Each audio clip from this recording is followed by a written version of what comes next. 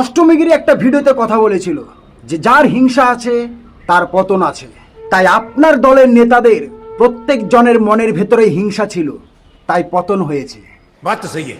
আর আমার দলের নেতা অর্থাৎ শুভেন্দু স্যারের কোনো হিংসাই ছিল না মনের ভেতরে, তাই আজকে পশ্চিমবাংলার 10 কোটি মানুষের মনে রাজ করছে। সাবাস! আর আজকে তিনি শুধু রাজই করছে না, আজকে তিনি পশ্চিমবাংলার 10 কোটি মানুষের কি রাজা অর্থাৎ মুখ্যমন্ত্রী। আজকে শুভেন্দু স্যার পশ্চিমবাংলায় যে কাজগুলো করছে, সে কাজগুলো না পুষ্পার মতো করছে, না বাহুবলীর মতো করছে, করছে সততা সৎ স্ত্রী রামের মতো কাজ করছে। সাবাস! আজকে আমি আপনাকে স্যালুট করছি স্যার, জয় হিন্দ। আজকের এই স্যালুটটা স্যার আজকে আমার কাছ থেকে পেয়েছেন। আমি চাই যে পশ্চিমবাংলার 10 কোটি মানুষ আপনাকে স্যালুট করুক। জয় হিন্দ, জয় ভারত, ভারত মাতা কি জয়। বিজেপি পার্টি জিন্দাবাদ, ভারতীয় জনতা পার্টি জিন্দাবাদ, জয় শ্রীরাম।